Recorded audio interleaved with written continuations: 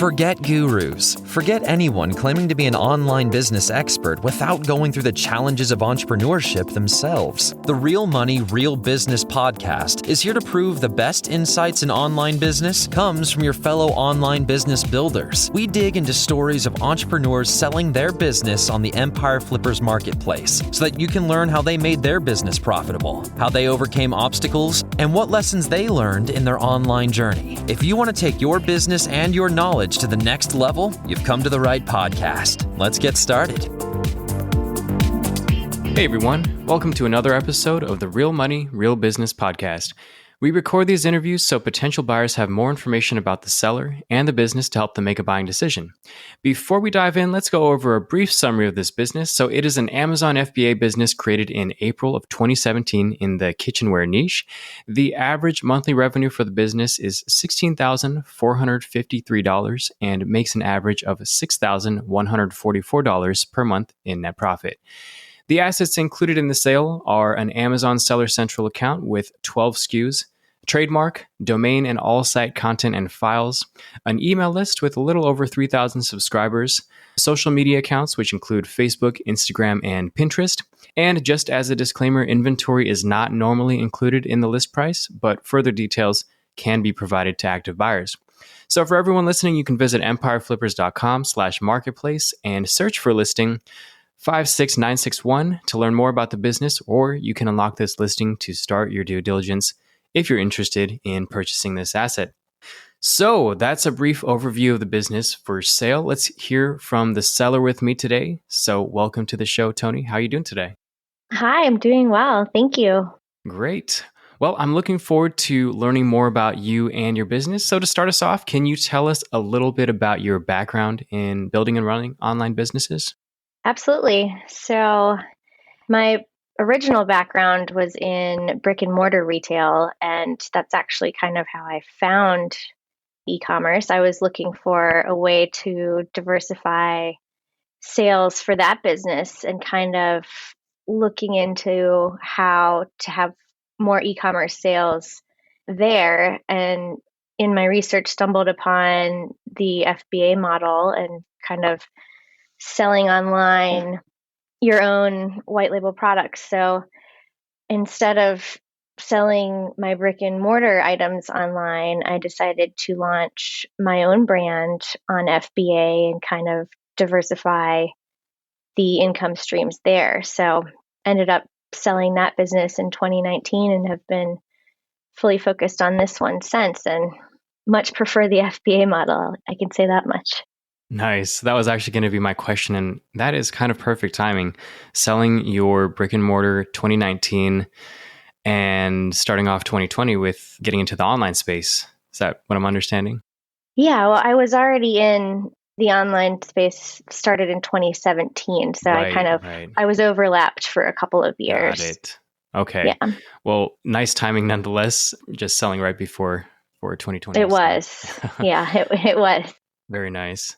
So as far as niche selection, I know we have it listed here as kitchenware. How did you go about choosing this specific niche? So I was really following a formula in terms of, looking for a certain product size, a product weight, easy manufacturing, low risk, not something that's electronic or has a battery, kind of trying to keep it as simple and easy as possible. And then also, the numbers involved. I was looking for a certain margin and kind of pulling all of that together. And in my research to find something that fit those qualities, I also kind of recognized a bit of a gap in the market for something I personally needed and was looking for at the time. And it all kind of came together serendipitously. I looked into the product I was looking for and it kind of checked all the boxes, and it all just worked really smoothly from there. Wow. That's pretty awesome to have that. I guess starting off with specific parameters for what makes, I guess, a likely successful Amazon product, but then having that be a product that you're personally looking for and finding a gap in that market. That's a very awesome intersection. It was cool. Nice. So it's been a little over 4 years now. Why are you deciding to sell the business? Well, it's been really fun and I can say I do enjoy it, but my life has changed a bit. My husband and I are starting a family, so Congrats. thank you. I guess just, life changes and I really want to focus 100% on that and also potentially find something that's more in line with this phase of my life because I do really enjoy the business and it's not because it hasn't been fun and I don't enjoy it. It's just my life has changed a little bit and I'd like to pursue other interests. Yep. Life transitions, they definitely happen. Yeah. Well, great. So during your time working on this business, what did you learn from building this that just seemed to work? I guess I could say quality is so important and I think that if you put an emphasis on a high quality product and just like top notch customer service, it's really hard to go wrong. I think there's a lot of people out there that take shortcuts and are kind of looking for like the cheap and easy route. And just by putting a little extra effort in, the long term rewards can be just so much greater because you have a high quality product and customers that are happy and, kind of sticking to that as a groundwork has made it easier for me along the way. So that really helped things run smoothly. Yeah. So just going back to that high quality product and awesome customer service. And it sounds simple. I mean, it is simple, those two things, but it seems like it's, not you can't guarantee that with every business. So Sure. great to hear. Awesome. And was there anything that you tried with this business when you were trying to grow it or maintain it that just didn't seem to work out as well? I did have a bit of an issue in the beginning, just kind of a learning curve with keeping inventory in stock, which, technically is a great problem to have because, people want to buy Yeah. your product. So I guess it would be not ordering enough inventory when I should have. That was kind of a hiccup for me, but over the years, I haven't had that problem in a long time. Nice. Definitely a great problem to have. Well, problem nonetheless, but a great problem to have compared to others. Yeah, not ordering enough inventory. Yeah. Awesome. So now it seems like this business has matured a bit, being over 4 years old. Can you describe the amount and the type of work that you do on this business for maintenance? Yeah, absolutely. So it's pretty kind of easy at this point. On a weekly basis, I'm probably putting in around like an hour or so a day. And then even like if that, I guess I would say my estimate was around 5 hours a week, which some weeks is accurate, some weeks it's less. And then in the busy times or when I'm like placing a lot of inventory orders, it's a little more. But essentially, my daily slash weekly tasks are just keeping an eye on PPC just to kind of check in and make sure everything's working right. I keep an eye on the customer emails. If there are any messages from customers, making sure I'm getting back to them right away, which are not many. During the busiest times, I might have like 3 or 4 emails a week. And then other times it's just like crickets, but it is something that I check consistently because I do really want to make sure to always provide that great customer service. And then in terms of other daily tasks, I do get the Jungle Scout updates every day that just keep me apprised of any reviews, any, just like anything on the account to be aware of. And then if there is any sort of negative review, I like to address that as soon as possible. Just again, the customer service. And that doesn't happen very often either. I think our average reviews are like 4.5 to 5 stars on almost all the SKUs. But it's really just kind of maintenance. And then when it is time to order product, it's a pretty streamlined process at this point because I have been working with my manufacturers for so long. We have a established relationship. They know the products. It's kind of an easy email to send this SKU, this quantity, and yeah, it's pretty great, honestly. It's pretty Nice. easy. Yeah. Very nice. So I'm hearing in general, inventory management and customer support seems to be the bulk of the time during the week. Yes. Okay. And I do work with a third party logistics Hmm. person that also I'm in contact with probably, biweekly, depending on the season, if I'm sending more in at a time, depending on the season, really, I'm working with them, touching base with them, but they're super helpful too. And they're also familiar with the SKUs, the product. It's pretty streamlined process. Got it. To make sure that you're not stocking out on the Amazon FBA side of things. Yes. Got it. Okay. Great. So if you were to keep the business, I know you're currently kind of in this maintenance mode, but if you were to keep the business, what are some ways that hypothetically you'd try to grow it? Yeah. I mean, I think there is a lot of potential for growth, which, if I was to keep it, if I wasn't like in family mode, I have tons of ideas all the time, and there's a lot that could be done. And I'd be so happy to share this with a potential buyer too, because I want to see the business succeed, and it does excite me. It's something I was really into for a really long time. But I have the Facebook, Instagram, Pinterest accounts, and they're I don't really do anything honestly that at this point. And when I have in the past, there is a lot of engagement and a lot of interest in that. So I know that that's a channel that could really drive more traffic pretty easily, and that's not even with paid ads. So just number one, utilizing those social media channels for kind of awareness and engagement would be a really easy thing to do.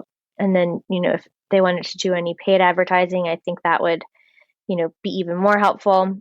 Also, just there's a lot of complementary products that I think could grow the brand kind of just naturally, just things that make sense to sell alongside with what I've already been selling. And, being a solopreneur, there's only so much that I can do and want to do. And this is also not my full time job. So I have other things. And, with the right person and or team, it just feels like this is, a great established starting point for something that you could really, really grow.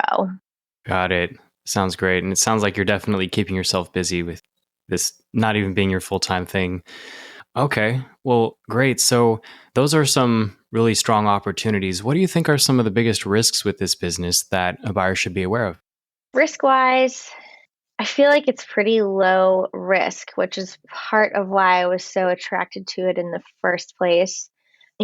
There's always risk involved with any business, but in terms of if I had to pick something, I guess I would just say staying on top of the different changes with Amazon.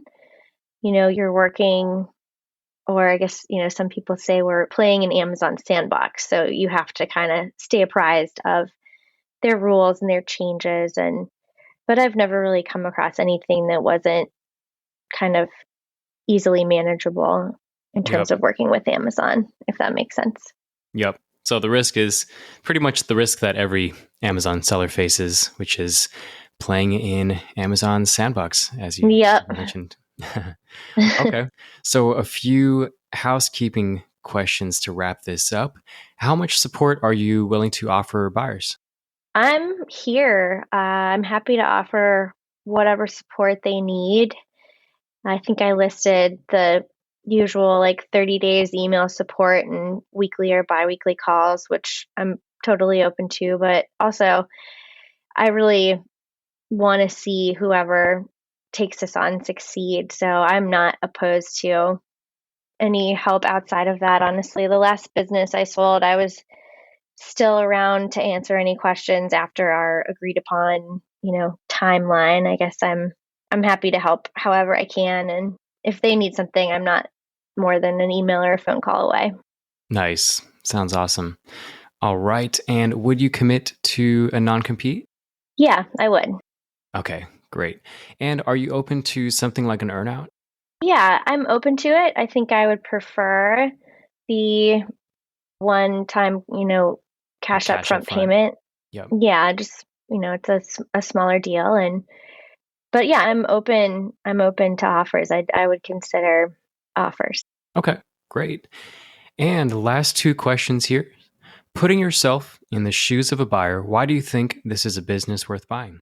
Well, I think I said a lot about how much I've enjoyed running it, and it's established.